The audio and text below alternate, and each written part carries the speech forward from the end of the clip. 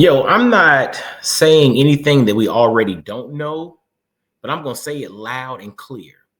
We have a culture problem. We have a culture problem. When you think about culture, when you think about, a collection of beliefs that are shared by a group of people, right? That really is what we're talking about when we're talking about culture. It's a shared of beliefs, a shared, set of values that a group of people identify with and we accept. That really becomes culture. But we got a culture problem. There's a statement, and I don't know the author of the statement, but it stated that everything flows downstream from culture. And when you really stop and you think about it, that means it's less about your race, less about, various identifiers, and more about the culture that you choose to embrace. It might be less about race and more about the culture that you choose to embrace. And the thing that's interesting about culture, these shared beliefs, these shared values, these shared identifiers that we kind of lump up, under a particular title.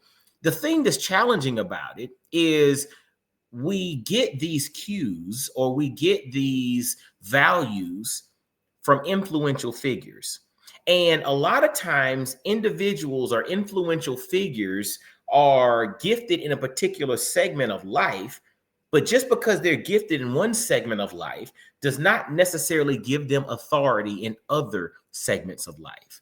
And when it comes to what some would call Black culture or what some would call urban or hip hop culture, we got some problems, man. Like there are so many influential figures who are the tastemakers of culture, which then cause other people to adopt various value systems or various, belief systems, and then they adopt them because this influential figure said this is how we need to operate. How many, young folks go down the rabbit hole of, drug and alcohol abuse because some influential figure made it cool and popular? How many young folks, go down a rabbit hole or a life of crime because there are some influential folks who normalize that type of lifestyle? How many people go away from faith and go away from, a Christ-centered life or go away from organized religion because there is an influential figure which says it is okay to do so, or because that's how they're living their life? These individuals want to, in essence, copy and paste what they're doing. Like, again, that's how culture ends up getting fractured and culture ends up permeating all these different aspects of life. It's influential figures, voice their opinions, and people who look up to those influential figures then copy and paste that perspective as law. Then more than one or two people start doing it. Now there's this group identifying with this set of values or beliefs. Next thing you know, this is baseline culture. And, this is a reaction video. I was watching this clip from the Breakfast Club with Jermaine Dupri, and DJ Envy asked Jermaine Dupri a question about something that is very common in hip hop, rap, urban culture, so to speak. And it didn't blow my mind, but it kind of saddened me that this has been normalized. I want you to listen to this clip from Jermaine Dupri on The Breakfast Club, and I'm gonna give my reaction to it. But check this out. But listen to it and understand that we have a culture problem. Strip clubs, because at one time there was a strip club in every city. They were always big. There was 15 in Atlanta. There was 10 in New York. What do you think ruined the strip club? Safety, right? I think that's why Magic stands out so much, because you can go in Magic with all your jewelry on. You can go in Magic and be the biggest star in the world and be standing next to the biggest criminal in the world. But whatever would happen somewhere else ain't getting ready to happen in Magic.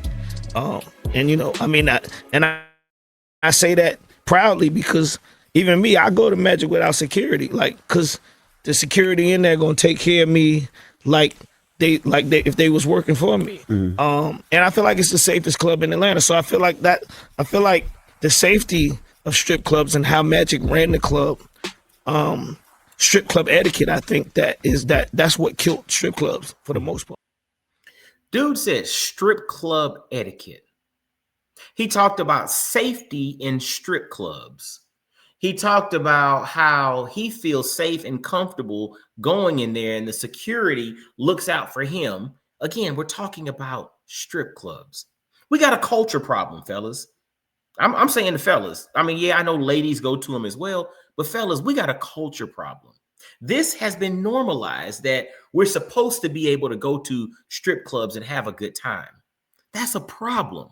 You cannot convince me that any woman working in a strip club as her current profession does not have some internal issues that she needs to work out. I don't know how you can't convince me that someone who is well thought out, who has confidence and understands the value that they bring to the table, who values their body, who values, the sanctity of who they are, right? You can't convince me that that person, that woman is going to then go choose to work in a strip club, to then get objectified by guys who are going to throw money at them for taking their clothes off. And then we all know, let's be completely honest. Let's think about like human trafficking. Let's think about scenarios like that. Everyone working in that type of establishment is not always doing so by choice. There's a whole lot of that going on. And then let's think about, the sex industry, right? There's a whole lot of stuff that goes on when people leave these types of establishments. Let's be honest about that, right? So the whole point of it is this. We have a culture problem. And one of the issues is that we have normalized things that honestly should not be normalized. We have normalized things that should not be normalized. There is nothing normal about going to a strip club. But if we're going to be honest, and he was referencing Magic. And for those that don't know what JD was talking about, he was talking about Magic City, the strip club. We have normalized it that that's just what we're supposed to do. But the thing is, and this is something that's really kind of bothered me, because again, I'm a brother, and in my past, I have visited, some of those establishments, but I stopped going years ago. It was this conviction that happened to me, man, where you came to realize that, yes, I'm not doing anything illegal, but if I am financially supporting a woman who is working in this particular industry, there is no way that she's not broken in some capacity for her to even think that this is a viable means to go make money. So therefore, even though I'm not doing something illegally, I'm doing something to contribute to her brokenness. That's a cultural issue, man. And if we normalize that in the industry and say, yo, we just supposed to go kick it at the strip club, and then people who look up to these influential figures start to normalize that, it becomes a bigger problem. It's a culture issue. Like, we have to stop accepting things as being okay, right? Yes, it could be legal, but just because it's legal does not mean that it's all right and that it's good for you. Somebody in this whole ecosystem is getting hurt. It might not be, something physical, meaning, yes, so somebody's getting paid, but morally and emotionally, they're getting beat up. But then let's think about us as guys, right? If we get desensitized to going to establishments like that, how does that then help us in our relationships? How does that then help me when I look at my wife? How does that then help me when I'm, engaging in an intimate moment with my spouse? And in my mind, I'm thinking about that encounter at that gentleman's club, right? Like, we have to be honest about it. It's like, what example are we setting for those that are looking up to us? Because the more we as adults normalize it, we can't get mad if the youngins behind us follow in our footsteps. They're like, yo, that's what they did. That's what these figures that we look up to do. I guess that's what we're supposed to do. That's not right. That's not right. We have a culture problem. But the thing that I want to get to is this: JD is a brilliant producer.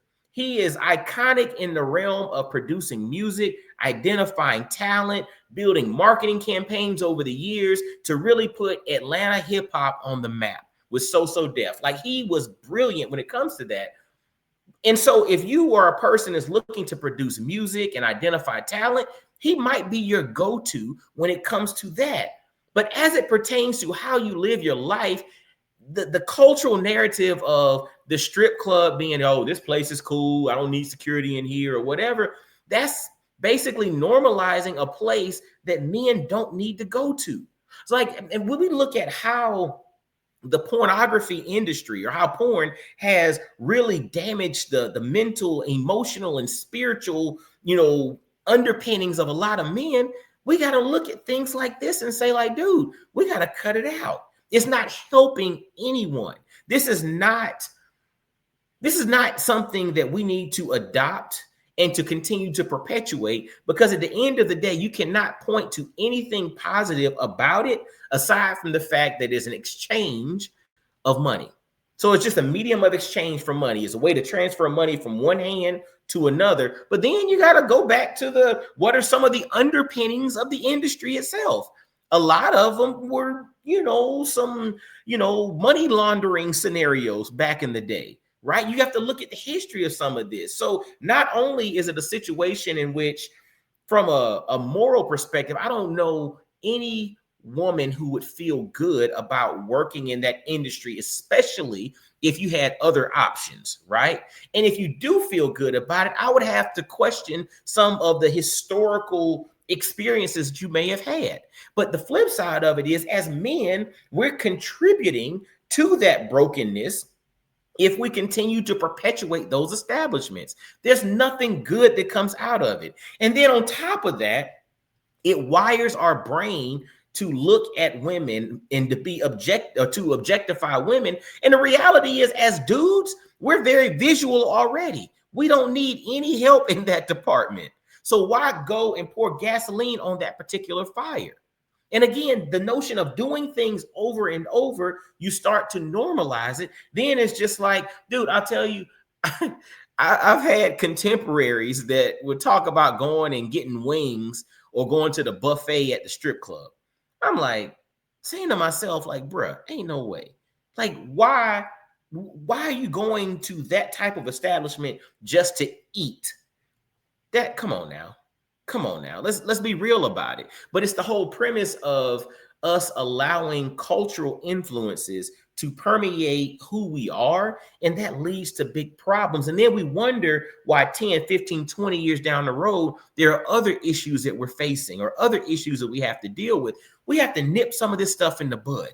We have to. But we got cultural issues. But the thing is, everyone who's gifted in one capacity should not be given a microphone to help plant a seed on how other people should live their life. We all have to make decisions. There are trade-offs in everything that we do, right? But the reality is, we have to be mindful of the examples that we're setting, because the more influential you become, the more platforms you're going to be given to then share what you feel or how you believe or what you think about certain scenarios. And because of your level of influence, you are going to influence how other people operate. That's why it's stated that to whom much is given, much is required, right? Even from a biblical perspective, it talks about how the leaders are going to be judged more harshly, because those that lead people down the path to sin are going to be judged more, because it's like, dude, you realize that everything you do, there are others following you. Me as a father, right? I have to be very, discerning in how I operate in the words that I use, because my children are watching me, right? I'm setting the example for them. If I normalize talking a certain way, operating a certain way, consuming certain things, going to certain places, talking to my wife a certain way, if I normalize that, culturally, they're going to grow up with that being their baseline. And then it's no stretch for me to assume that they start to copy and paste those same actions, So when it comes to this, man, and again, I'm not here to throw JD under the bus, but I saw this thing and it really bothered me because culturally we're normalizing stuff that does not need to be normalized. And the reason we don't need to normalize it is because at the end of the day, there's nothing good that comes out of it. And that's what we have to really start to evaluate. Like, what's the fruit of these particular actions? Who benefits in the long run for us patronizing these types of establishments? Who benefits, right? Who really benefits in the long run? And I honestly don't believe anybody, right? And we have to be very careful because, the devil is in the details, and the way that we present things, oh, it's just a club. Oh, it's just this. Oh, it's just hanging out and having a good time. It's like, yeah, the more you normalize bad behavior, the more bad behavior no longer becomes bad. And we have to be careful with that because it's not just us. We ain't going to be here forever. It's those that are coming behind us. So, yeah, we got a culture problem. And the only way to fix it is for us to start speaking out, for us to start operating, but also most importantly, is for us to start living and creating an example of what we should and shouldn't do and being very clear about that so that those that are coming behind us have a very clear understanding of what's right and what's not right. So, yeah, man, just something I want to get off my chest. I hope this is impactful. Give me your thoughts, man. Lay them out there. I'm open to criticism. I'm open to you agreeing. But yeah, we got a problem, and but we got to fix it because ain't nobody coming to save us, right? We got to fix this thing. So anyway, as always, y'all be the quarterback of your mindset, man. Control that, man. There's so many things that are looking to get into and kind of infect how you see things. Now, I didn't say affect, infect. There's so many things looking to kind of creep in and infect how you see things and how you approach things. And that creates problems, especially as you rise into prominence, because as you go, so do all the people that are following you. So y'all be blessed, well, and wise. Make sure to subscribe, share this thing out. But until next time, I'll holler at you. Peace.